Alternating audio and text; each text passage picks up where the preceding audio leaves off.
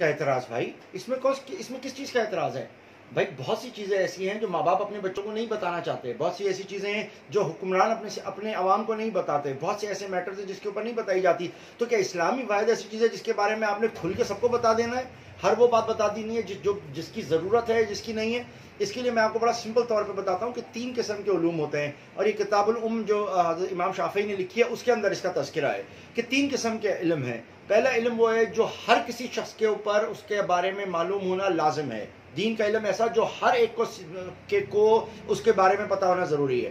دوسرا علم وہ ہے جو مخصوص لوگوں کے لیے ہے. پہلا علم سب کے لیے، دوسرا مخصوص کے لیے، اور تیسرا علم کا درجہ یہ ہے کہ وہ مخصوص سے بھی مخصوص لوگوں کے لیے ہے. اسی بات کو سمجھنے کے لیے اگر میں آپ کو بتاؤں کہ دیکھیں، ایک میڈیکل کا علم ہے، وہ ہر انسان کے لیے جاننا لازم ہے کہ اس کو پتا ہو بخار کیا ہے، اس کو معلوم ہے کہ سر کے درد کی دوائی کیا ہے، آپ کو پیراڈول کا کیا فرق ہے. ایک چیزیں جو صحت کے بارے میں سب کو معلوم ہونی چاہیے.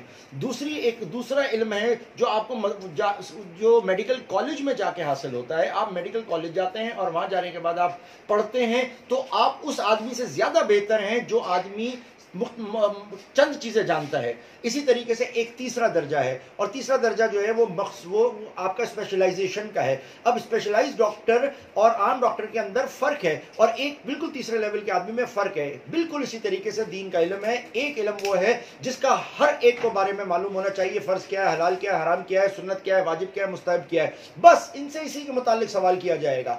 دوسرا علم ایسا ہے جس کا مخصوص لوگوں کو علم ہونا چاہیے، اور مخصوص لوگ کون ہیں؟ مدرسے میں جاتے ہیں، وہاں پہ پڑھتے ہیں، 8 سال کا، 12 سال کا، 14 سال کا، 16 سال کا پڑھتے ہیں، اور اس کے بعد وہ ایک عالم کے طور کے اوپر باہر آتے ہیں. ان کو مخصوص علم کے اندر وہ گفتگو کر سکتے ہیں، وہ ان کے لیے ہے. پھر اس کے اندر بھی ایک مخصوص درجہ آ جاتا ہے جو آنے جانے کے بعد مفتی، اور پھر اس کے بعد مجتہد بنتے ہیں. اور مجتہد وہ ہیں پھر جو اپنا فیصلہ کر سکتے ہیں، اپنی نیا اجتہاد کے ذریعے کوئی کر سکتے ہیں. اس کا راستہ آج تک بند نہیں ہوا ہے. جو اجتہاد کرنا چاہتا ہے وہ آج بھی اجتہاد کر سکتا ہے، مگر اس کے لیے وہ درجہ، وہ لیول آپ کو چاہیے. رہی بات یہ جو آپ کا سوال ہے کہ ہمارے وہ انجینئر محمد علی صاحب بہت قابل آدمی ہے، کمپیٹنٹ آدمی ہے، مگر سارا جو مسئلہ ہے وہ صرف ایک ہے، وہ یہ کہ یہ ان باتوں کا تذکرہ کر رہے ہیں جن کا عوام سے کوئی تعلق نہیں ہے. عوام کے اندر ان باتوں کو نہیں لانا چاہیے. ہم نے دورہ حدیث پڑھا ہے، جب ہم نے حدیث بخاری اور یہ پڑھ رہے تھے، ان سے خوبصورت ریفرنسز ہمارے علماء اور ہمارے ٹیچرز دیا کرتے تھے. وہ اس کلاس روم تک کی حد تک ہوتا تھا، لیکن ان کو ہم باہر آ کے ڈسکس نہیں کر سکتے تھے.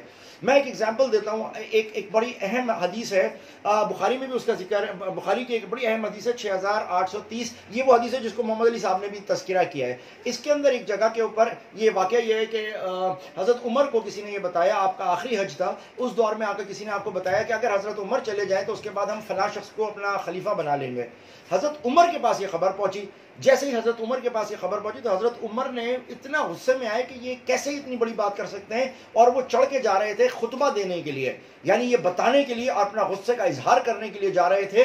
تو جب وہ اس چیز کے لیے نکلے تو رستے میں اس کے اندر ہمارے ایک بڑے معروف صحابی ہیں عبد الرحمن بن عوف رضی اللہ عنہ. انہوں نے حضرت عمر کو روکا. اب آپ غور سے سنیں، انہوں نے حضرت عمر کو روکا، اور روکنے کے بعد کہا کہ حضور یہ ایک بہت بڑا مجمع ہے، اس کے اندر پڑھے لکھے بھی ہیں، ان پڑھ بھی ہیں، دین کے درجے پہ بڑے چھوٹے درجوں پہ بھی فائز ہیں، ان کے سامنے اس قسم کی بات نہ کریں. کہیں یہ نہ ہو کہ وہ اس کا کوئی غلط میننگ نکال لے، کہیں یہ نہ ہو کہ وہ غلط طریقے سے اس بات کو آپ کی انٹرپریٹ کریں. آپ یہاں نہ کہیں، مدینہ جا کے کریں. اس کا مطلب ہے کہ مجمع میں بات کرنے سے آپ کو عبد الرحمن بن عوف رضی اللہ عنہ نے روکا. اور کہاں جا کے بات کرنے کے لیے کہا؟ پڑھے لکھوں میں جا کے بات کرنے کے لیے. پڑھے لکھے اس وقت مدینہ میں تھے. تو پھر آپ نے وہ خطبہ وہاں جا کے دیا جس کے اندر آپ نے کہا کہ کسی بھی ایسی جگہ کے اوپر جہاں پر بنا مشاورت کے خلیفہ کیا جائے تو قتل و غارت اور خون خرابہ ہوگا. یہ حضرت عمر کا ایک فتویٰ تھا جو انہوں نے اپنے اس خطبے میں وہاں دیا. تو یہ وہ چیز ہے جو ہم دیکھتے ہیں کہ چونکہ بنا فتوے کے ہوا، یا حضرت معاویہ نے یزید کو دے دیا، جس کی وجہ سے قتل و غارت ہم نے دیکھا کہ اس کے اندر پھر یہ سارے معاملات ہوئے، یعنی بنو امیہ کا دور، اور یہ بنا مشاورت کے جو تھا. اور یہی چیز ویسے پاکستان میں بھی چل رہی ہے کہ بنا مشاورت کے کہنے کے لیے تو عوام کا ووٹ لیا جاتا ہے، مگر در حقیقت مشاورت کے اوپر کے اقتدار کے حلقوں میں کی جاتی ہے، اور پھر اپنی مرضی سے بندے کو نامینیٹ کر دیتے ہیں، بعد میں سر پچھتاتے ہیں. سو پوائنٹ یہ ہے کہ ہر بات عوام کے اندر کرنے کی نہیں ہے. محمد علی صاحب جو کام کر رہے ہیں، انجینئر صاحب بہت قابل آدمی ہیں، کمپیٹنٹ، مگر ان کو یہ باتیں عوام میں نہیں کرنی چاہیے. مجھے یہ بتائیں کہ کیا یوٹیوب کا جو ان کا سبسکرائبر ہے وہ صرف پڑھا لکھا ہے، وہ دین کو جاننے والا ہے، یا وہ ایسے ہی جاہل لچر قسم کے لوگ بھی ہیں جو اٹھا کے ان کی باتوں کو کہیں سے کہیں باؤنس کر دیتے ہیں؟ اس لیے احتیاط کرنی چاہیے. یہ باتیں مدارس میں ہوتی ہیں، یہ باتیں ہماری دوسری جگہوں کے اوپر ہوتی ہیں، اس حد تک یہ بالکل ٹھیک ہے، مگر پبلک نہیں کرنا چاہیے. اس وجہ سے ہم ICH میں بھی کسی کو بھی ان موضوعات پہ بات کرنے کی اجازت نہیں دیتے. جن کو ضرورت ہوتی ہے وہ آئیں، یہاں آنے کے بعد ہم ان کو لیول چیک کرتے ہیں اور پھر اس کے اوپر ان کو بات بتاتے ہیں. اور اگر کسی کو زیادہ شوق ہے دین کے بارے میں جاننے کا تو جائے مدرسے کھلیں، کسی کے اندر بھی جا کے عالم بن جائے، اور پھر بھی مدرسے کھلیں جا کے مجتہد بن جائے. ہم نے تو نہیں روکا کسی کو بھی.